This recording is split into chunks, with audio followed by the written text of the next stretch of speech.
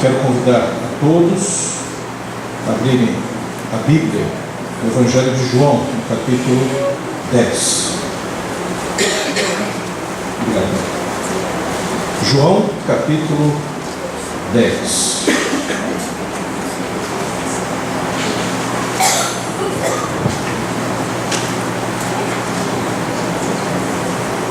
A palavra de Deus diz assim: em verdade vos digo, o que não entra pela porta no aprisco das ovelhas, mas sobe por outra parte, esse é ladrão e salteador.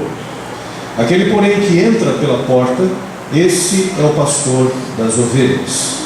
Para esse o porteiro abre, as ovelhas ouvem a sua voz, ele chama pelo nome as suas próprias ovelhas e as conduz para fora. Depois de fazer sair todas as que lhe pertencem, vai adiante delas e elas o seguem, porque lhe reconhecem a voz.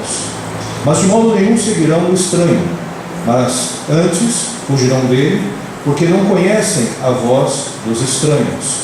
Jesus lhes propôs esta parábola, mas eles não compreenderam o sentido daquilo que lhes falava. Jesus, pois, lhes afirmou de novo: em verdade vos digo, eu sou a porta das ovelhas. Todos quanto vierem antes de mim são ladrões e salteadores, mas as ovelhas não lhes deram ouvido. Eu sou a porta. Se alguém entrar por mim, será salvo. Entrará e sairá e achará pastagem. O ladrão vem somente para roubar, matar e destruir. Eu vim para que tenham vida e a tenham em abundância. Até aqui. Senhor Deus, nós queremos te agradecer pela tua palavra e pedimos agora, Senhor, que esta tua palavra, Senhor, venha de encontro aos nossos corações, de tal forma que ela cumpra, Senhor, o objetivo pela qual ela foi enviada. Pai amado, nós nos colocamos diante do teu altar, com o nosso coração aberto, Senhor, a nossa mente desejosa de conhecer mais de ti, e precisamos, ó Pai, da tua ação, do teu Espírito, Senhor, nos convencendo do pecado, da justiça e do juízo. Confessamos nossas falhas, confessamos, Senhor, Pai, que nós somos pequenos e precisamos da tua direção. É em nome de Jesus que nós oramos. Amém, Senhor.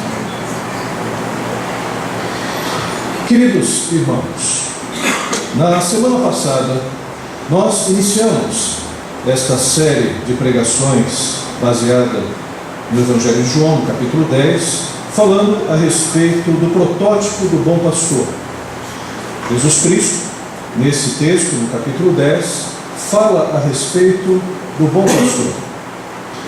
E na semana passada nós recorremos ao Salmo 23, que fala a respeito do nosso Senhor como o nosso pastor, e ainda acrescenta que por conta disso nada nos faltará. E hoje eu gostaria de dar sequência a este tema, falando sobre a exclusividade de Jesus. Novamente, Jesus vai utilizar aqui uma parábola ou uma figura muito recorrente, que é a metáfora do pastor. Nós falamos na semana passada que no Antigo Testamento existem vários textos em que Deus se apresenta como pastor, o pastor que cuida do seu povo. E também no Antigo Testamento nós temos várias referências mostrando que existem falsos pastores, que existem aqueles que, ao invés de cuidar do povo, usufruem dele e acabam levando à destruição. Então essa ideia, essa metáfora do bom pastor é muito importante para nós hoje, para que a gente possa também entender como nós devemos lidar com falsos religiosos, com falsos movimentos que estão levando muitas pessoas à perdição. Existe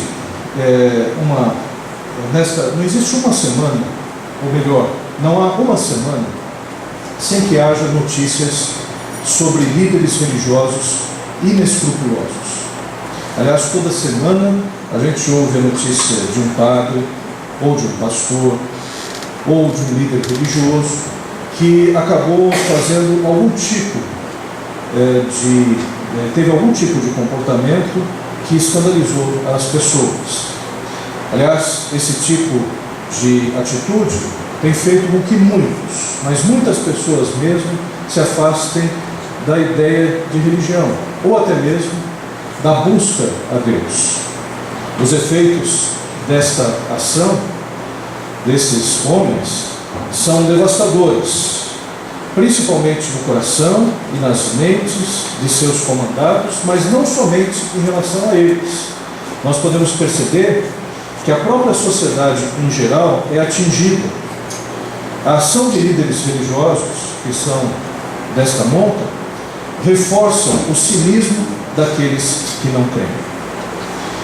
Então existe uma série de pessoas que hoje, quando leem notícias no jornal, ou até mesmo ouvem os noticiários televisivos, acabam dizendo que eles estão certos por não seguirem algum Deus, não buscarem ao Senhor, não buscarem uma igreja, porque afinal de contas a igreja se mostra deficiente, os seus líderes são inescrupulosos, então não vale a pena frequentar uma igreja, não vale a pena estar junto com um grupo que se diz cristão ou que segue algum tipo de religião. A nossa sociedade está cada vez mais secularizada, e isso para prejuízo da nossa sociedade, porque a igreja tem valores que são valores que fazem com que a família esteja fundamentada, que os relacionamentos sejam relacionamentos que perdurem, que a relação do cidadão com o seu governo seja uma relação adequada, que também as relações econômicas não sejam pautadas pelo lucro desmedido, mas por uma ética em que entenda a necessidade do próximo. Então a igreja tem esses valores estão muito consolidados na palavra de Deus. E à medida em que as pessoas não vivem isso, não buscam, se afastam das igrejas, a nossa sociedade cada vez mais se corrompe na lei do mais forte, ou se não na lei do Gerson, que é necessário levar vantagem em tudo, e a gente vê uma sociedade que cada vez mais está se desfigurando, está se desagregando. Mas, queridos, qual é o contexto dessa passagem para que a gente possa aplicar algumas ideias nessa manhã? Em mais uma parábola, Jesus diferencia a sua liderança como Messias em relação aos religiosos e governantes do seu tempo. Então Jesus, quando fala sobre esta parábola, ele está falando com alguém. Ele está se referindo a algumas pessoas. Quando ele diz que ele é o bom pastor, e também ele se apresenta aqui como a porta do aprisco, para que as ovelhas possam entrar, e também ele fala a respeito de ladrões e salteadores e de mercenários, ele está se referindo a um grupo de pessoas. Então a gente pode dizer o seguinte, que existe naquela época um grupo de gente que Jesus considera como ladrão e salteador. Esses eram os governantes. Era, por exemplo, Herodes, era Pilatos, pessoas que tinham o dever de cuidar do povo e também apresentar ao povo a verdadeira fé. E também, além dos governantes que existiam naquela época, havia uma classe de religiosos, que eram sacerdotes, que eram fariseus, que eram saduceus, membros de partidos religiosos judaicos, que ao invés também de apresentarem a mensagem de Deus, ficavam se degladiando, ficavam muitas vezes disputando o poder, e não se preocupavam verdadeiramente em atender ao povo, em cuidar das ovelhas. Então Jesus está falando para estas pessoas que estão agindo de uma forma inadequada, que estão em cargos de liderança, mas não exercem verdadeira liderança, que estão, na verdade, enganando as pessoas e estão fazendo com que o povo, na verdade, sofra. Claramente, Jesus denuncia o mercenarismo e o descaso daqueles que deveriam zelar pelo povo. Talvez, e certamente, na verdade, Deus ou Jesus Cristo, se estivesse aqui no nosso tempo, também denunciaria. Também olharia para a situação que nós vemos nas TVs, nos meios de comunicação, na internet, de pessoas que simplesmente desejam usufruir da fé alheia, que simplesmente pensam em lucrar com a religião, que fazem da religião uma espécie de supermercado da fé. Então Jesus Cristo certamente olharia para esse contexto nosso também e denunciaria o erro que nós estamos vendo aí todos os dias. Jesus, ele usa expressões semelhantes aos profetas Isaías, Jeremias, Ezequiel e Zacarias. Fala a respeito dos falsos profetas e dos falsos pastores. E são profecias duras. Eu até convido a você, quando estiver em casa, leia, por exemplo, Jeremias 23, que começa dizendo: ai dos falsos pastores. Começa com julgamento àqueles que deveriam cuidar do povo e não cuidam, que deveriam estabelecer um ambiente de paz, um ambiente de tranquilidade, levar um alimento verdadeiro àqueles que são seus seguidores, mas não fazem. Então nós, que hoje também vemos uma situação semelhante, podemos ter a certeza absoluta de que Deus também olha para esses pastores, para esses líderes, com esse tipo de julgamento. Agora, queridos, vamos aplicar então alguns conceitos que a gente retira desta passagem. Primeiro, a humanidade anseia por cuidado. A imagem do curral, do aprisco, revela que existe um sentimento de dependência absoluta de Deus. Todos nós precisamos de um aprisco. Aprisco é o lugar onde ficavam as ovelhas. As ovelhas, elas descansavam no aprisco. E esse aprisco significava segurança, significava direção, significava proteção, significava alimento, porque afinal de contas, as ovelhas estavam ali tranquilas, em paz, num lugar que era conhecido, num lugar em que elas poderiam desfrutar daquele momento precioso de agregar a outras ovelhas, serem defendidas dos salteadores, dos ladrões e dos lobos vorazes. Nós, como seres humanos, também precisamos de apriscos, precisamos de lugares para que a gente possa ficar em paz. E a nossa alma precisa de um aprisco seguro, a nossa alma precisa de um lugar onde ela possa se sentir alimentada, possa se sentir cuidada. Essa sede da alma só pode ser saciada por um relacionamento vivo e real com Deus. Então toda a humanidade está nessa circunstância, está nessa situação. As crianças, por exemplo, elas precisam dos pais perto delas para que elas se sintam bem. Mas quando nós crescemos também, nós necessitamos de algo que nos preencha, de algo que venha dar a paz para a gente, que a gente possa colocar a nossa cabeça no travesseiro e dormir. Irmãos, a pior situação que nós vivemos hoje no nosso país é da insegurança. Hoje nós vemos os problemas que existem decorrentes dela. E muitas pessoas hoje estão numa situação muito difícil, porque estão em lugares que são lugares onde não há uma segurança estabelecida, onde as pessoas estão sempre ali sujeitas a tipos de violência. Agora, fora isso, nós temos aqui na nossa alma a necessidade de estar seguros em relação a essa vida, porque nós não sabemos o que vai acontecer amanhã. Existe sempre o imprevisível, existe sempre o receio de que amanhã as coisas deem errado. E para que a gente possa andar com confiança, para que a gente possa saber que amanhã nós teremos pastos verdejantes, que amanhã nós vamos ter o alimento, que amanhã nós vamos ter o cuidado para a nossa vida, a gente precisa de alguém que nos mostre esse caminho. Então a figura do pastor de ovelhas, que é representado, que é a representação de Deus, nos dá essa segurança de que amanhã nós estaremos bem, de que o nosso futuro está guardado, de que a gente pode andar com confiança por essa vida, que a gente pode realizar, pode trabalhar, pode criar os nossos filhos, porque amanhã Deus trará o necessário para a nossa vida. E se amanhã também nós formos recolhidos, se por algum tipo de situação que a gente não sabe exatamente o que nos espera, a gente tiver que partir desta vida para outra vida, nós estaremos também seguros, porque estaremos com Deus. Então nós precisamos dessa segurança. E quando o texto fala sobre aprisco, mostra que a humanidade anseia por cuidado. Outro aspecto que nós podemos ver é que existe um mercado religioso buscando se beneficiar dessa demanda.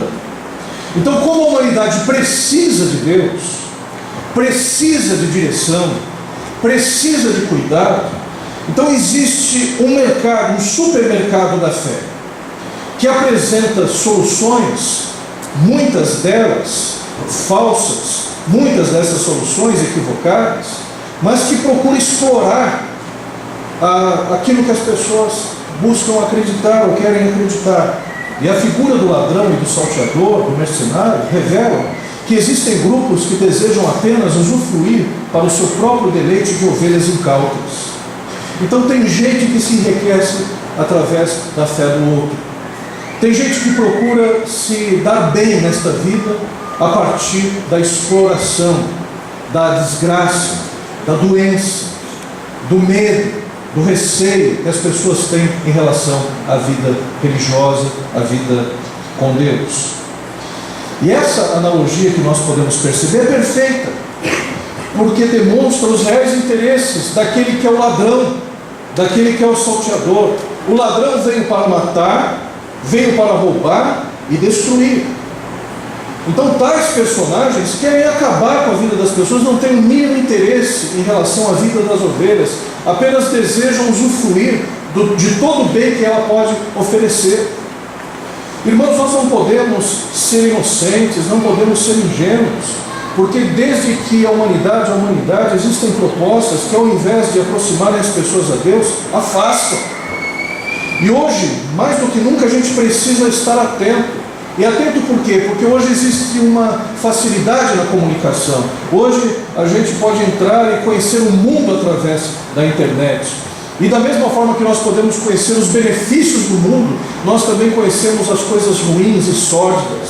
Nós podemos ser vítimas de abusos de religiosos que tentam também entrar nas nossas casas, tentam trazer a sua mensagem para que a gente possa ser iludido por elas. E aqui nós temos que ter critérios. E nós podemos perceber que nesse texto, Jesus é o critério para a diferenciação do ministério pastoral. Então nós temos a imagem do aprisco. Está ali o aprisco. E Jesus diz que as ovelhas, elas entram pelo aprisco. E é interessante que antes de Jesus utilizar a figura dele mesmo como pastor, ele diz: eu sou a porta desse aprisco. Jesus é aquele que é o critério para que a gente aceite ou não alguém que cuide da gente. Jesus, ele não se apresenta inicialmente como pastor, mas sim se apresenta como a porta, porque a porta indica ao mesmo tempo acesso e barreira. Por uma porta a gente passa para o outro cômodo. Então Jesus é a porta que nos dá acesso a Deus. Jesus é aquele que nos tira da nossa condição e nos apresenta ao Senhor. Então Ele é o acesso. Mas também é Ele que fecha. É Ele que impede a ação daqueles que são falsos pastores, daqueles que são mercenários, daqueles que são ladrões. Então o critério para que a gente siga alguém é Jesus.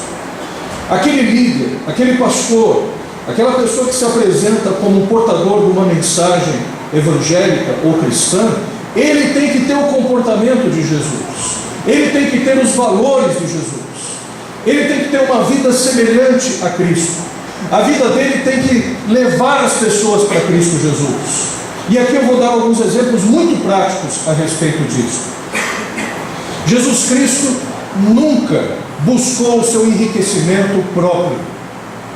Então pastores que através do ministério buscam o seu enriquecimento não estão na verdade servindo a Cristo, não estão na verdade fazendo aquilo que é certo.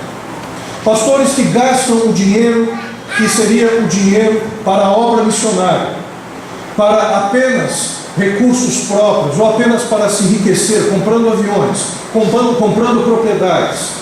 vivendo uma vida nababesca, não reflete o pensamento de Cristo, porque Jesus Cristo em nenhum momento,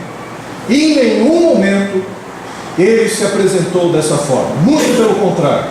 Jesus, ele tinha uma relação com o dinheiro que era muito cuidadosa. A relação que ele tinha com o dinheiro era para que esse recurso pudesse sustentar o ministério, e ele não exauria as economias das pessoas. E é importante que nós entendamos isso, porque afinal de contas nós vivemos numa época em que se confunde a mensagem do Evangelho com o enriquecimento. Alguns pastores inclusive pregam uma teologia da prosperidade desmedida, onde o crente que segue a Deus vai enriquecer. Isso não é verdade. Isso não é verdade. O propósito do Evangelho não é nos enriquecer. Algumas pessoas, por conta até da providência, ou porque Deus também tem alguns planos em relação a elas, são pessoas ricas, de posses, que têm condições até de abençoar muito a igreja e até a obra missionária. Mas não são todos os cristãos que vão enriquecer. A promessa das Escrituras Sagradas é que nós teremos o necessário. Nós teremos aquilo que é para o nosso sustento, o sustento da nossa casa, para viver com dignidade. Nós teremos o abrigo, nós teremos aquilo que é necessário para a nossa vida, e Deus promete isso. Não há nada de mal em a gente ter um pouco mais, não há nada de mal a gente enriquecer, não há nada de mal a gente poder ter uma casa, uma propriedade, algum carro, mas que isso não seja o objetivo da nossa vida. A nossa vida é muito mais do que as propriedades, a nossa vida é muito mais do que os bens materiais. Esses bens materiais são para nos servir. Hoje eles estão aqui, amanhã podem não estar. Esses bens materiais não podem ser motivo para que a gente seja escravo deles, para que a gente se endivide, para que a gente tenha os nossos recursos escorrendo pelas nossas mãos, porque a gente exagerou numa compra, exagerou numa prestação. Irmãos, o nosso objetivo não é enriquecer, o nosso objetivo é glorificar a Deus. Nosso objetivo é conhecer a Deus e andar essa vida com o Senhor. Então, pastores que têm esse modelo, que vendem essa ideia, que vendem a ideia de riquezas, não são pastores que estão andando no critério de Jesus. Ou eles estão enganados e enganando aos outros, ou claramente eles não estão enganados e estão enganando aos outros. Então nós precisamos tomar cuidado em relação a isso. Por exemplo, pastores que pregam uma mensagem, mas não têm uma vida cristã exemplar, também estão fora. Também são pessoas que não devem entrar pelo aprisco, são pessoas reprovadas. Então, pastores que pregam o Evangelho, mas têm uma vida moral, que é uma vida moral condenável, estão fora também desse critério. Tome cuidado. Se você tem algum tipo de desconfiança, ou algum líder, algum pastor, analise bem. Analise bem. Não vá apenas pela pregação, não vá apenas pela mensagem. Jesus Cristo, quando foi questionado a respeito da sua vida por alguns discípulos, você sabe qual foi a resposta de Jesus? Ele disse: vem e vê onde o Filho do Homem encosta a sua cabeça. Então Jesus Cristo não tinha uma demanda, que era uma demanda escondida. Ele não tinha uma agenda oculta. A sua mensagem estava totalmente em consonância com a sua vida. Aquilo que ele dizia, ele fazia. E o pastor e o líder religioso têm esta obrigação. Aquele que se presta a abençoar as vidas, aquele que se presta a pregar o Evangelho, não pode ter uma agenda oculta, não pode ter uma vida imoral desprezível. Ele tem que, na verdade, encarnar os valores do reino de Deus na sua vida. Então Jesus é um critério. O pastor que quer viver ajudando e abençoando as ovelhas, ele tem que passar por esse escrutínio, porque senão ele está desaprovado. Aliás, a vida pastoral, ela tem autoridade a partir não da mensagem que se prega, mas da mensagem que se vive. E isso é o que o pastor deve viver para que os demais membros também vivam. Porque isso não é um critério apenas para o pastor, é um critério para a vida cristã de uma forma geral. A nossa autoridade está na vida. A nossa autoridade está no lastro que nós temos de experiência com Deus, não apenas no discurso. O discurso pode ser imitado. Tem várias pessoas imitando. Outro dia eu vi um sujeito que era de uma religião animista, um umbandista, dando conselhos parecendo como um pastor evangélico no rádio. A princípio eu pensei que era um pastor evangélico, e na verdade era o pai, não sei de que santo que era. E eu fiquei ali ouvindo, né? Pensei que era um cristão. Não era, não. Era uma pessoa que estava ali com um discurso muito afinado com o discurso evangélico. Eu já estava assistindo um programa na TV também, tinha uma pessoa testemunhando: olha, depois que eu passei a vir aqui nesse local, eu comecei a prosperar, a minha vida mudou e tudo mais. E quando eu fui ouvindo ainda mais, vendo aquela programação, o que eu percebi é que não se tratava de uma igreja cristã, era uma outra seita oriental. Então o discurso está muito parecido, se prega sobre prosperidade na grande parte das religiões, se prega sobre o bem-estar para todos.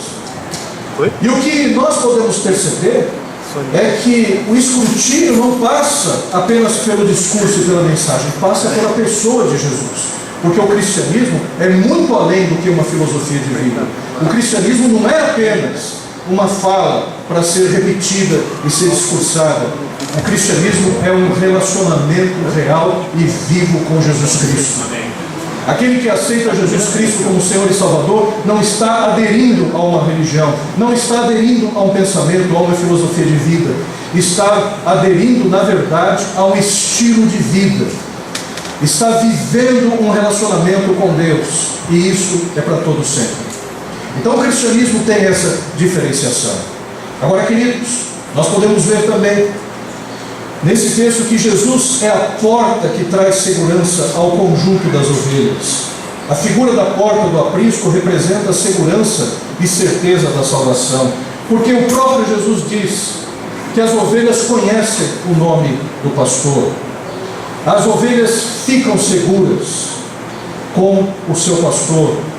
E essa porta também que representa a Cristo mostra que nós estamos seguros, porque nós estamos ali unidos, né, e guardados pelo nosso Senhor.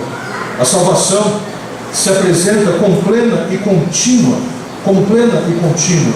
garantida em sua aquisição e também na sua manutenção. O que quer dizer isso? Jesus diz que Ele conhece as suas ovelhas e as ovelhas conhecem a sua voz. Quando nós acessamos a salvação através de Cristo Jesus, Ele garante que nós estaremos salvos. Ele garante que nós temos um relacionamento com Deus. Ele garante que nós estaremos a outra vida eternamente com Deus. E mais, Ele garante a manutenção também, que essa salvação a gente não vai perder jamais. Que essa salvação não é algo que vem e que vai. Que essa salvação ela não ocorre por acaso. No momento em que nós aceitamos a Cristo Jesus como Senhor e Salvador, Ele é totalmente competente para nos dar a salvação e para garantir essa salvação até o final das nossas vidas. Aquele que anda com Deus, ele tem a certeza de ser amado por Deus, de ser filho de Deus. O aprisco é um lugar de paz para a ovelha em um mundo ameaçador e voraz. O cristão, ele, apesar das ameaças que ele vive aqui nesta sociedade, ele pode descansar, ele pode ir para a sua casa e ficar totalmente satisfeito, porque afinal de contas, estando nessa vida ou na outra, nós estaremos eternamente com Deus. E isso é fato. O apóstolo Paulo dizia, né, que para ele o viver é Cristo e o morrer é lucro. Então ele não se importava se ele partisse para a eternidade ou se ele continuasse vivendo, porque tudo se resumia a Cristo Jesus, a um relacionamento que ele tem com Deus. E é isso que nós precisamos entender. Quando nós acessamos a Cristo, quando nós entramos pela porta, nós temos essa segurança. Você que é cristão, ou se acha cristão, se você não tem essa segurança, você tem que rever a sua salvação. Você tem que olhar profundamente para si mesmo, o seu relacionamento com Deus, porque não é possível ser cristão sem um relacionamento diário pessoal com Deus. Porque essa certeza se dá porque a gente anda com Deus. A certeza que nós temos da salvação. Por que eu sei se eu morrer agora eu vou para o céu, que eu não vou para o inferno? Porque eu estou com Deus hoje. Porque eu ando com Deus hoje. Porque o Espírito Santo de Deus habita no meu coração e é hoje. Então a segurança que eu tenho em Deus não é que quando eu morrer, Deus vai ver se eu fui um bom moço ou não. Se vai ter um santômetro, e é nesse santômetro eu vou ver o grau de santidade que eu vou ter para merecer ir para o céu. Se vai ter uma balança pesando o que eu fiz de bem e o que eu fiz de mal, e se por uma pena pender para o mal eu vou para o inferno. Não! A realidade é a seguinte: eu tenho certeza absoluta de que estarei eternamente com Deus, porque hoje eu já ando com Deus. Hoje eu já tenho comunhão com Deus. E é assim na sua vida também como cristão. Hoje você tem comunhão com o Senhor. Hoje você conversa com Ele. Hoje Deus já te deu direções. Hoje você já orou ao Senhor. Hoje você já pode estabelecer uma comunhão, mesmo que rápida. Você já pode estabelecer uma comunhão com Deus. Amém, queridos? Amém. E por fim, amados, as propostas de salvação são excludentes e os resultados diferentes. Os projetos são inversamente proporcionais. O ladrão ilude a ovelha com seu pseudo-cuidado, mas o seu objetivo é a total destruição da ovelha. Agora, a proposta de Jesus é uma vida além da vida, com significado e relevância no momento presente e uma segurança eterna. Então o que nós temos hoje de Deus, a proposta que nós temos de Jesus é vida. É vida e vida em abundância. Nós podemos ler o texto, João capítulo 10, que versículo 10 diz assim: o ladrão vem somente para roubar, matar e destruir. Esse é o objetivo dele. Mas Jesus Cristo veio para que nós tenhamos vida e a tenhamos em abundância. O que é vida em abundância? Agora eu vou ter uma vida próspera, regalada. Não, não é essa vida em abundância. A vida em abundância é uma vida com sentido, uma vida com propósito. Porque a questão do dinheiro na sua vida e na minha vida pode ser um problema ou pode ser uma solução. Aliás, o pastor Billy Graham disse: existem dois grandes problemas em relação ao dinheiro. Quando você tem dinheiro, esse é o problema, porque muitas vezes nós acabamos usando esse dinheiro de uma forma errada. E outro problema é quando nós não temos dinheiro. Esse também é um problema do homem. Mas o fato é que em relação ao dinheiro, o nosso Senhor, o nosso Deus, Ele vai olhar as nossas necessidades. Ele vai buscar se de fato esse dinheiro na nossa vida vai nos fazer bem ou mal. E muito do que acontece na nossa vida acontece justamente porque Deus sabe quais são os nossos limites. Deus muitas vezes sabe que se nós nascêssemos numa família abonada, talvez a gente nunca chegaria até Ele. Deus sabe aonde o calo aperta em nossas vidas. Então o principal nessa vida não é ter uma vida regalada, é ter uma vida com Deus, porque tendo uma vida com Deus Ele vai nos dirigir. Ele vai nos dirigir por passos que nós poderemos trilhar. Ele vai nos equilibrar, e se for necessário no caminho dessa vida a gente não ter dinheiro durante um período, que assim seja, porque afinal de contas através disso Ele vai nos guiar para que a gente possa saber qual é a sua vontade para conosco. Existem ocasiões, da mesma forma como nós agimos com as crianças, Deus age conosco também. As crianças não podem ter tudo que pedem. Eu estava no consultório médico junto com a minha esposa essa semana, eu fui levá-la, e havia um rapaz, um menino, que tinha síndrome de Down. E ele, brincalhão, falante, tinha um aquário, ele apontava para os peixes. Esse menino devia ter mais ou menos uns 5, 6 anos. E aí ele se aproximava das pessoas, brincava, o pessoal brincava com ele também. Aí ele se aproximou perto de um casal e a mãe estava com uma revista, essas revistas da Mônica, que tinha comprado para a filha dela, a filha estava do lado. Aí o menino chegou e pegou a revista. pegou a revista e ficou lendo. Ficou ali lendo, né? Ficou vendo as figuras. Aí a mãe chegou, o pai desse garoto chegou e disse: devolve a revista. E a moça, vendo a dificuldade do menino, disse: não, fica com ela, pode ficar. Aí o pai dele: não, devolve a revista. Aí a mulher insistia: não, pode ficar com a revista. Naquela hora a gente entendeu a situação. Aquele senhor estava educando o filho, não é que ele estava sendo mal para ele. E aquela moça, ao contrário, vendo a deficiência dele, queria alegrá-lo, né? Mas quem estava educando era o pai. O pai sabia que se ele começasse a pegar as coisas e aceitar tudo que dessem para ele, esse menino ia ter um desequilíbrio, a formação dele ia ser complicada, porque ele já tinha uma deficiência. Aí o pai fez com que o menino devolvesse a revista. O menino fez um bico assim, né, não gostou, mas devolveu a revista. Irmãos, na nossa vida com Deus é assim também. A gente não pode ter tudo, a gente não pode ter muitas vezes aquilo que almeja, justamente porque aquilo que nós almejamos pode nos afastar da presença de Deus.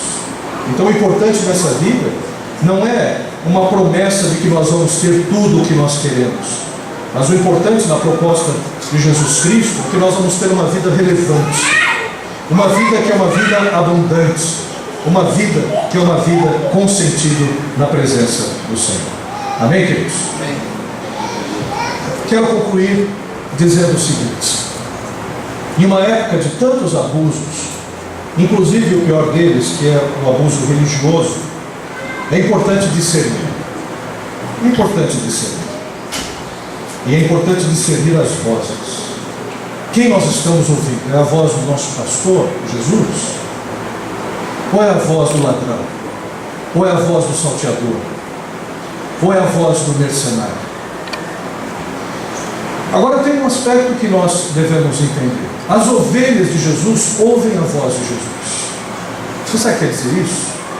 Que existem pessoas que buscam o mercenário, que buscam o ladrão, que buscam o falso pastor, porque não querem ouvir a voz de Jesus. Nem todas as pessoas que são enganadas, elas estão sendo enganadas porque elas desejariam ouvir a voz de Deus, e a voz do ladrão é que está empanando, está sobressaindo, e elas não conseguem ouvir a voz de Deus. Muitas das pessoas que estão atrás de pastores inescrupulosos e sabem que são pessoas do mesmo calibre, do mesmo caráter. O desejo dessas pessoas também é ter uma vida dupla, uma vida imoral. O desejo dessas pessoas também é apenas enriquecer. O desejo dessas pessoas também é apenas buscar satisfazer os seus desejos imediatos. Porque quando nós ouvimos a voz do nosso pastor, quando nós ouvimos a voz de Cristo Jesus, e isso para todos, você sabe o que isso implica? É que nós precisamos morrer para nós mesmos. Quando nós ouvimos a voz de Deus, a principal coisa que nós precisamos entender é que Cristo, quando morreu na cruz do Calvário, Ele nos atraiu para a cruz do Calvário, para que nós tivéssemos a sua vida, mas também para que nós morrêssemos para nós. Então é muito importante nós entendermos isso, que as verdadeiras ovelhas de Cristo o ouvirão e desfrutarão de todo o seu cuidado. Pois fiquemos então atentos para a voz do Senhor. Essa mensagem de Jesus Cristo é um alerta para todos nós que necessitamos discernir as vozes que nós estamos ouvindo.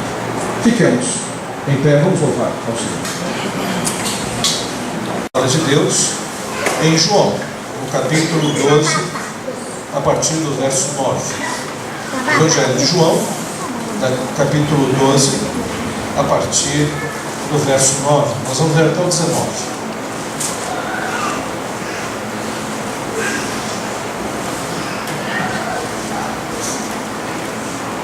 A palavra de Deus diz assim: soube numerosa multidão dos judeus que Jesus estava ali, e lá foram, não só por causa dele, mas também para verem Lázaro, a quem ele ressuscitara dentre os mortos. Mas os principais sacerdotes resolveram matar também Lázaro, porque muitos dos judeus, por causa dele, voltavam crendo em Jesus. No dia seguinte, a numerosa multidão que viera à festa, tendo ouvido que Jesus estava de caminho para Jerusalém, tomou ramos de palmeiras e saiu ao seu encontro, clamando: Hosana, bendito o que vem em nome do Senhor e que é Rei de Israel. E Jesus, tendo conseguido um jumentinho, montou, segundo está escrito: Não temas, filha de Sião, eis que o teu rei aí vem, montado em um filho de uma jumenta. Seus discípulos, a princípio, não compreenderam isto. Quando, porém, Jesus foi glorificado, então eles se lembraram de que estas coisas estavam escritas a respeito dele e também de que isso lhe fizeram. Dava, pois, testemunho disso à multidão que estivera com ele quando chamara a Lázaro do túmulo e o levantara entre os mortos. Por causa disso, também a multidão lhe saiu ao encontro, pois ouviu que ele fizera este sinal. De sorte que os fariseus disseram entre si: Vede que nada aproveitais, eis aí, vai o mundo após ele. Vamos orar. Senhor Deus, nós te agradecemos, ó Pai, por esse culto, Pai, esse momento em que nós estamos te louvando, te engrandecendo, e queremos te agradecer, ó Pai, porque até esse momento já o teu Espírito Santo já falou ao nosso coração de maneiras, Senhor, maravilhosas, através do cântico, através dos testemunhos, através da homenagem aos professores. Te agradecemos, ó Pai, porque sabemos que Tu és um Deus que fala conosco. E agora, Pai, que nós nos debruçaremos para o momento mais importante desta reunião, que é a meditação da Tua Palavra. Que Teu Espírito Santo esteja abrindo, Senhor, as nossas mentes e corações, de tal forma que possamos aplicá-la integralmente. Faz isso, é o que nós te pedimos, em nome de Jesus. Amém. Queridos irmãos, a partir desta passagem, desse texto que nós lemos, eu gostaria de falar com os irmãos sobre a teologia do poder. Aliás, uma teologia do poder. Quando nós falamos a respeito do poder, sabemos que o poder é almejado, e é almejado de certa forma por todos nós. Nós desejamos estar à frente, desejamos governar, desejamos ter influência, desejamos ter domínio. Não é à toa que muitos jogos que existem no mercado, e principalmente nos games, mostram essa possibilidade de você dominar, de você conquistar nações, conquistar povos. E isso, através do videogame, você se torna um conquistador, um general, se torna um rei poderoso, fazendo as suas incursões e vencendo batalhas. Eu me lembro que durante grande parte da minha vida, vários meses, eu encontrava com um grupo de amigos e nós, sexta-feira à noite, íamos jogar War. E era aquela alegria, né, quando a gente conseguia os 18 territórios com dois times, 2 exércitos cada um. Quando a gente conseguia conquistar 24 territórios, ou quando a gente conseguia conquistar a Ásia, a Oceania, ou América do Norte, África e mais um continente. E essa brincadeira era uma brincadeira interessante porque, de certa forma, em algum momento ele se sentia um general conquistando outros territórios. Aliás, quem jogou bastante War, né, soube do nome Madagascar antes do filme, antes do desenho, né? Então, olhando, uma boa aula de geografia para todos nós. Mas o fato é que nós desejamos o domínio, desejamos o poder, e isso faz com que a gente se torne uma pessoa importante e influente. Agora, o exercício do poder, ele traz, além da glória, ele traz responsabilidade também. Muitos, por não terem estruturas morais e espirituais, se utilizam do poder para a sua própria perdição. Urgentemente, nós precisamos entender a teologia do poder. Quando eu falo teologia do poder, é o que Deus pensa a respeito do poder, é o que Deus pensa a respeito do domínio. Aliás, essa passagem é muito importante, porque nós que somos batistas, temos o costume de, no final do ano, escolher as funções, os cargos, eleger diretorias, eleger lideranças. E para nós que seremos eleitos, ou seremos indicados, ou até mesmo nós que vamos indicar as pessoas, nós precisamos entender o que é a teologia do poder, o que nós devemos fazer para escolher bem, ou mesmo nós que fomos escolhidos, o que nós devemos fazer para exercer melhor as nossas atividades. O contexto nós lemos. Eu gostaria de que nós lembrássemos do que está acontecendo ao redor de Jesus. Após ter trazido Lázaro à vida, após ter ressuscitado a Lázaro, Jesus estava ali em Betânia, próximo de Jerusalém, e todo o povo que estava ali nos arredores desejavam fazer de Jesus o rei. Então houve uma grande concentração de pessoas querendo ver Lázaro, e todo mundo que ia ver a Lázaro, que tinha sido ressuscitado, ouvia o testemunho a respeito de Jesus, ouvia o que ele tinha feito, e todos acabavam crendo em Jesus. Então um grande contingente de pessoas se uniu em Betânia, e depois, no dia seguinte, na festa de Jerusalém, havia uma outra multidão também que ficou sabendo a respeito de Jesus e quis fazer de Jesus o rei.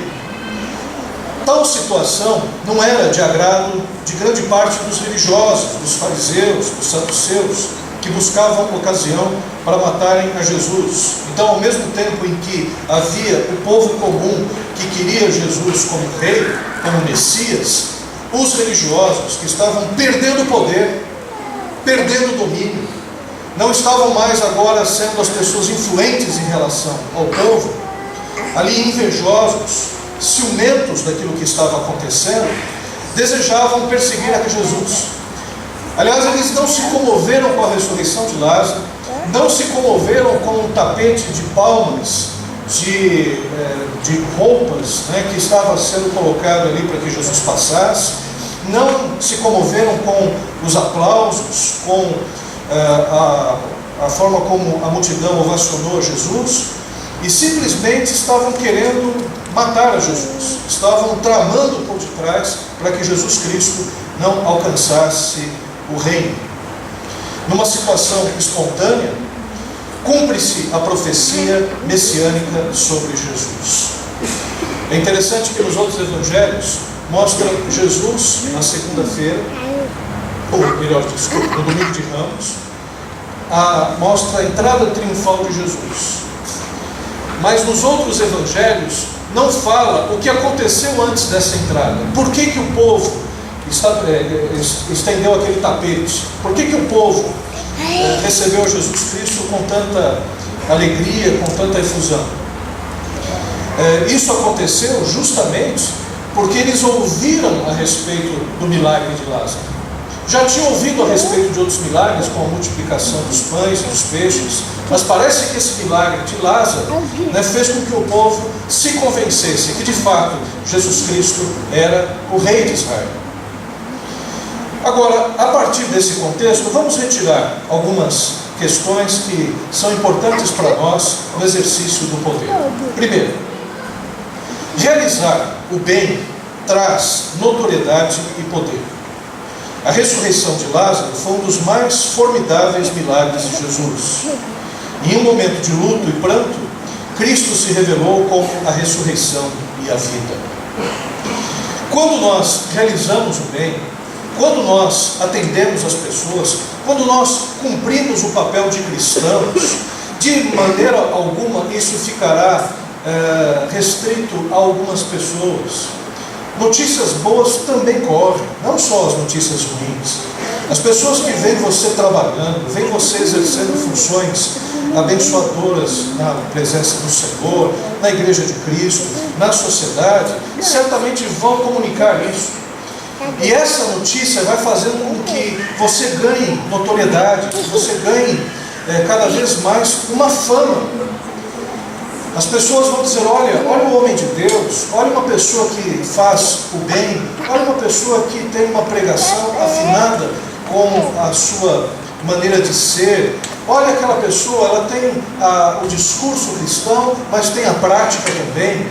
Então nós podemos perceber que fazer o bem, nós claramente, automaticamente, nós somos destacados por isso, por alguém, pela multidão. Existem pessoas que são muito gratas quando nós realizamos o bem. E algumas pessoas até exaltam, umas às outras, ou exaltam aqueles que realizam o bem, e faz até com que haja um certo constrangimento. E no caso de Jesus, o fato de Jesus fazer sinais, trabalhar incansavelmente, ensinar o Evangelho de Cristo, ensinar a respeito do reino de Deus, curar os enfermos, expulsar os demônios, fez com que o povo começasse a entender a obra de Cristo Jesus, ou pelo menos parcialmente, e desejar que ele fosse o rei. Não há como passar desapercebido quando se faz algo admirável. Lidar com o reconhecimento alheio é tão delicado como com a oposição. Ao mesmo tempo que algumas pessoas reconheciam a Jesus, estavam ali chamando até Hosana, salva-nos, ó Senhor, algumas pessoas estavam tramando por detrás. Algumas pessoas não queriam ver Jesus naquela posição. Os fariseus, aqueles que tinham o domínio e o poder religioso, estavam até reclamando. No final do texto, por exemplo, eles diziam: vede que a gente não consegue fazer com que o povo rejeite a Cristo. Essa palavra vede que nada aproveitais é como se eles dissessem: não tem jeito, esse povo está seguindo a Cristo, não tem jeito, esse povo gosta de Jesus, olha o mundo atrás dele, olha esse povo atrás dele. Ao invés dos fariseus engrossarem a multidão com a sua presença, ao invés deles cerrar fileiras a partir daquilo que estava acontecendo, eles ficaram contrários a Cristo Jesus. Eles se opuseram a Cristo Jesus. E é isso que acontece invariavelmente quando a gente realiza o bem. Quando a gente realiza o bem, muitas pessoas vêm até nós e se alegram conosco, mas também uma parcela significativa, acaba se opondo também, achando que nós estamos querendo tomar lugar, que nós queremos passar por cima de outras pessoas. E isso é o que os fariseus estão sentindo a respeito de Jesus. Algumas vezes os fariseus até questionaram a Jesus. Uma vez disseram: com que autoridade você faz isso? Quais são as suas credenciais? E Jesus Cristo simplesmente, ele respondeu: ora, o batismo de João Batista era de Deus ou dos homens? Aí os fariseus ficaram com medo de responder que era dos homens, porque a população entendia que João Batista era um servo de Deus. E ficaram com medo de responder que era de Deus, porque eles não seguiam a João Batista. Então eles ficaram quietos. E Jesus Cristo disse: então nem eu vou responder com que autoridade eu faço isso. Então Jesus Cristo, ele teve vários debates célebres contra os fariseus, que queriam alguns tipos de picuinhas, queriam pegar Jesus em situações banais. Às vezes Jesus Cristo, ele era perseguido porque curava no sábado. Ora, não havia cabimento um negócio desse. Quer dizer que você não pode fazer o bem no sábado, que é o dia do Senhor. Mas os fariseus achavam: não, sábado é o dia do descanso, não se pode trabalhar, curar também é um trabalho. Então procuravam de toda forma pegar Jesus tentando pegar Jesus em contradições. E Jesus cada vez mais continuando o seu trabalho, fazendo a obra do Senhor, e por isso abençoando o povo. Então realizar o bem traz notoriedade e poder. Mas também nós podemos perceber que o poder, ele deve ser exercido observando as Escrituras. Jesus, ao entrar triunfalmente sobre Jerusalém, cumpriu uma profecia messiânica. E é interessante que em Mateus, nos outros evangelhos, em Lucas, quando fala sobre essa passagem, parece que tudo já tinha sido determinado, todo mundo sabia que Jesus ia entrar em Jerusalém, ali o jumentinho já foi ali preparado especialmente, mas é nesse texto que a gente vê a profundidade, que a coisa não foi preparada de antemão, que simplesmente Jesus estava em Betânia, curou a Lázaro, e aí foi providenciado o jumentinho, e quando ele entrou, o povo espontaneamente fez o tapete para que Jesus entrasse e exclamasse a Jesus Cristo como Messias, como Rei de Israel. Então o que a gente pode perceber aqui? Jesus Cristo, quando viu aquilo que estava acontecendo, quando o povo de Jerusalém e o povo da Galiléia, que estava ali por ocasião da festa, começou a aclamá-lo e a chamá-lo de rei, ele, sabendo das Escrituras, ele pediu para que se providenciasse um jumentinho, porque as Escrituras lhe diziam que o rei de Israel entraria montado num jumentinho. E foi assim que foi feito. Por mais inusitado que fosse, Jesus seguiu o roteiro, Jesus seguiu aquilo que estava predito, seguiu a profecia. Os tapetes que foram estendidos não podem, ou os tapetes que são estendidos quando existe o exercício do poder, não devem contaminar a nossa fidelidade às Escrituras Sagradas. Aqui muitos se perdem, aqui muitas pessoas acabam deixando de fazer a vontade de Deus, porque quando galgam o poder, esquecem-se de que na verdade são servos de Cristo Jesus, acabam se esquecendo de que precisam ser fiéis à palavra de Deus, e isso tem trazido muitos problemas, isso tem trazido muitas dificuldades no corpo de Cristo. Jesus Cristo, ele cumpria as Escrituras, ele fazia questão de fazer tudo aquilo que era necessário. Ele foi batizado por João Batista, e quando ele foi até João, João disse: eu que tenho que ser batizado por ti, eu não sou digno nem de desatar as suas sandálias. E Jesus Cristo disse: deixa por enquanto, porque tem que se cumprir todas as Escrituras. Então tem que se cumprir tudo, toda a justiça, na verdade, tem que ser cumprida. E Jesus Cristo fez questão de cumprir toda a justiça. E é o que nós aprendemos com isso também. O poder deve ser exercido observando as Escrituras.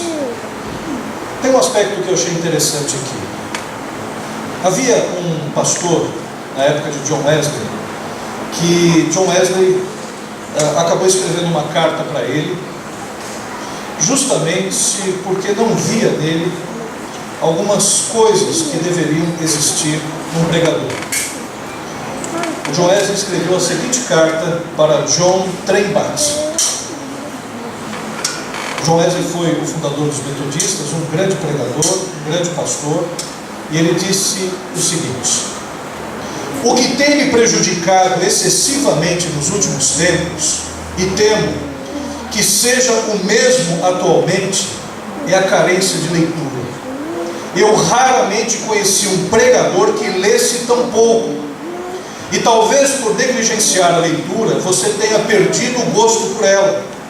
Por essa razão, o seu talento na pregação não se desenvolve. Você é apenas o mesmo de há 7 anos. É vigoroso, mas não é profundo. Há pouca variedade, não há sequência de argumentos. Só a leitura pode suprir essa deficiência, juntamente com a meditação e a oração diária. Você engana a si mesmo omitindo isso. Você nunca poderá ser um pregador fecundo e nem mesmo um crente completo. Vamos, comece. Estabeleça um horário para exercícios pessoais. Poderá adquirir um gosto que não tem. O que no início é tedioso será agradável posteriormente. Quer goste ou não, leia e ore diariamente. E para a sua vida não há outro caminho. Caso contrário, você será sempre um frívolo, medíocre e superficial pregador. Esse era o John Wesley, que não poupou palavras para esse pregador que não fazia a sua lição de casa. E o que a gente pode perceber, né? O exercício da liderança tem que estar linkado com as Escrituras Sagradas, tem que estar linkado com a palavra de Deus. Se a gente está liderando, qualquer que seja posição que nós tenhamos, eu quero lembrar que liderança na igreja é uma responsabilidade, liderança na sociedade também e liderança no seu lar também. Então a gente percebe que muitas vezes o próprio pai não estabelece uma liderança que seja profunda dentro de casa, justamente porque não tem convicção com as Escrituras Sagradas, não tem compromisso com as Escrituras Sagradas.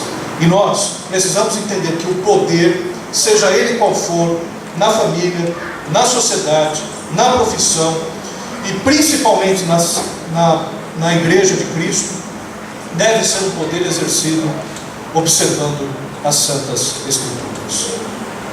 O terceiro aspecto: o poder delegado por Deus promove paz. Jesus, ao entrar com um jumentinho, revela um tipo de conquista diferente, porque os soldados romanos vêm com seus grandes cavalos, grandes carros, grandes bigas, entram nas cidades atropelando.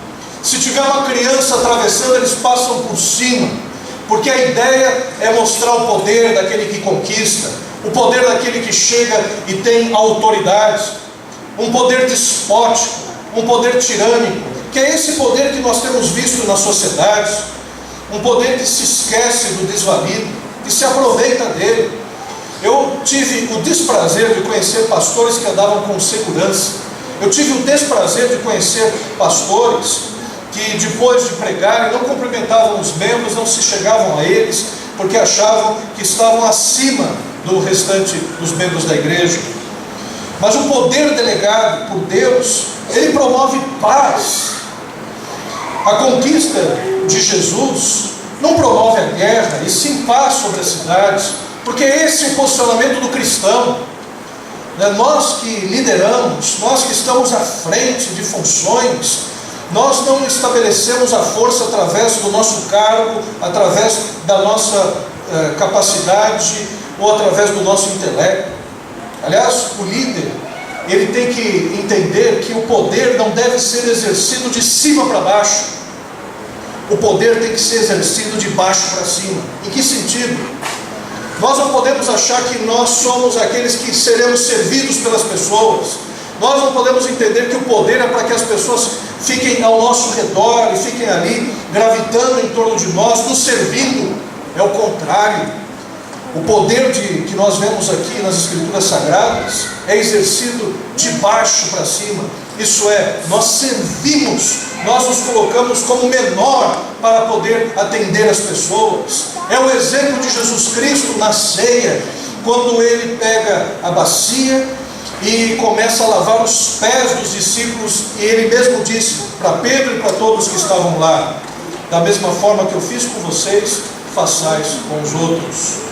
Nós que estamos na liderança, nós que exercemos qualquer tipo de poder, precisamos entender que nós estamos aí para servir. E o jumentinho mostra isso, porque quando Jesus Cristo sentou sobre o jumento, ele não assustou ninguém. Ele não estabeleceu um poder em que as pessoas ficavam ali olhando para cima, que poder inalcançável, que homem inalcançável. Não, ele desceu no nível das crianças, porque até as próprias crianças poderiam tocar em Jesus, que estava ali montado em cima de um pequeno jumento. Então o que nós podemos perceber, Jesus Cristo, ele entrou com paz. Ele entrou para servir. Ele que é o Filho de Deus, ele que é o Deus Todo-Poderoso, o Criador dos céus e da terra, nele em que todas as coisas foram feitas, e nele em que todas as coisas subsistem, e para ele que todas as coisas acabarão convergindo. Ele se fez como servo, ele veio para servir e para salvar aquele que havia se perdido. Então é esse o exemplo que nós temos em Cristo Jesus, daquele que onde passa promove a paz. E por fim, queridos, o poder dado por Deus não esmaga opositores. A mensagem e os milagres de Jesus suscitaram a oposição daqueles que monopolizavam o sagrado. E os fariseus estavam lá, estavam ali invejosos da fama e da notoriedade de Jesus. Estavam ali com olhos compridos, fazendo, como dizia minha avó, fazendo muxoxo. Muxoxo meneando a cabeça, olhando de soslaio, quer dizer, olhando assim, de canto de olho, desprezando aquilo que estava acontecendo, desprezando a multidão porque estava atrás de Jesus. Esses eram os fariseus. E sabendo a sua intenção, Cristo não aproveitou o momento para esmagar esses adversários. Cristo poderia chegar que nem um trator. Cristo poderia chegar e dizer: olha, está vendo como eu tenho razão, seu bando de fariseus? Ele poderia chegar e simplesmente estragar o ministério dos fariseus, que eles mesmos já estavam se estragando, não precisavam nem de Cristo chegar e dizer alguma coisa. Mas a verdade é que Jesus Cristo, ele tratou com grandeza, ele tratou com misericórdia, porque a misericórdia é um dom, ou uma característica, melhor dizendo, só daqueles que conhecem a Deus, só daqueles que realmente andam com o Senhor, que têm a graça de Deus na sua vida. E Jesus Cristo, tratando com misericórdia, inclusive aqueles que o perseguiam. É claro que Jesus não poupou também discursos duros, porque como John Wesley não poupou um discurso duro a um pregador que era negligente. Jesus também não poupou discursos duros aos fariseus, mas ele não pisou em cima dos fariseus, ele não esmagou os fariseus, ele não destruiu os fariseus. E a gente pode ver que em Atos dos Apóstolos, diz a palavra de Deus, que muitos fariseus tinham aceitado a Cristo e tinham entrado na igreja de Cristo.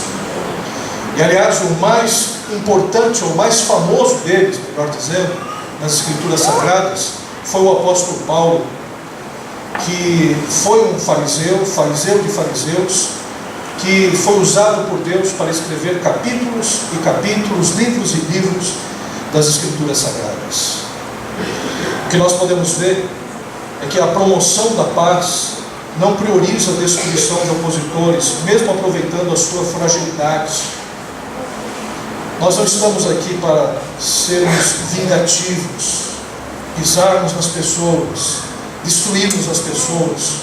Nós estamos aqui para promover a paz de Cristo, para levantarmos o caído do monturo, para fazer com que as pessoas possam entender a paz de Cristo. É para isso que nós fomos criados, é para isso que nós fomos chamados. E para encerrar, queridos, a ação de Jesus como Messias não era pautada pelos manuais do poder de sua época. E o detalhe, não é pautada nem pelos manuais de poder de nossa época. O manual de poder para nós não é o Príncipe de Maquiavel, em que os fins justificam os meios. Então vou usar de todos os artifícios para chegar ao poder. Não é esse o manual. Irmãos, existe uma questão que é impressionante nas Escrituras Sagradas em relação ao poder. Porque aquele que é vocacionado por Deus não busca o poder e nem faz forças para se manter no poder, porque sabe que o poder vem de Deus. O rei Davi foi ungido pelo profeta Samuel. Ele já era praticamente o rei de Israel, mas havia um rei velho, o Saul, que já tinha sido rejeitado, mas de forma nenhuma Davi se voltou contra Saul. Muito pelo contrário, ele dizia que jamais iria se voltar contra o ungido de Deus. Saul morreu, Davi foi colocado no trono. E Davi, depois de um bom tempo, agora sendo rei velho, se levanta Absalão, seu filho usurpador, que começa a comprar o coração do povo, se subleva contra Davi. E aí Davi, ao invés de reagir, de sufocar a rebelião, Davi lhe sai do trono e Absalão toma o trono. Mas o que acontece é que Absalão não consegue se manter. E Davi novamente é colocado no trono. Essa lição desses 3 reis nos mostra que quando nós temos uma vocação divina, nós não precisamos de lutar por aquilo que Deus nos deu. Nós precisamos apenas fazer aquilo que o Senhor quer que façamos e ser obedientes ao seu chamado. Diferentemente de um chefe que precisa do cargo para liderar, aquele que é chamado por Deus para fazer a sua obra, ele simplesmente vai fazer a sua obra independente do cargo. Diferente do chefe que precisa do cargo para que as pessoas obedeçam a ele, o líder que é colocado por Cristo Jesus, naturalmente ele tem seguidores pelo seu testemunho, pela sua vida espiritual. Então, quando nós falamos sobre o exercício do poder, nós precisamos entender que o exercício do poder cristão não se baseia em manuais humanos. Os princípios cristãos para o exercício do poder se baseiam fundamentalmente no amor ao próximo e no serviço. Nós temos autoridade como líderes quando amamos as pessoas, quando servimos as pessoas, e não o contrário. Nós somos convidados a não usufruir do poder para o nosso próprio benefício, mas sobretudo devemos usá-lo como meio de realizar a vontade de Deus. Então que nós entendamos isso, nós entendamos que toda e qualquer liderança provém de Deus. Ela não é, nós não temos a liderança e o poder como um fim em si mesmo, mas simplesmente o poder, a liderança é apenas um meio, e um meio para glorificar ao Senhor. Por isso, em tudo que façamos, seja comer, seja beber, seja trabalhando, seja servindo, que nós façamos tudo para a glória de Deus. Amém, queridos? Nós vamos orar nesse instante. Vamos ficar em pé.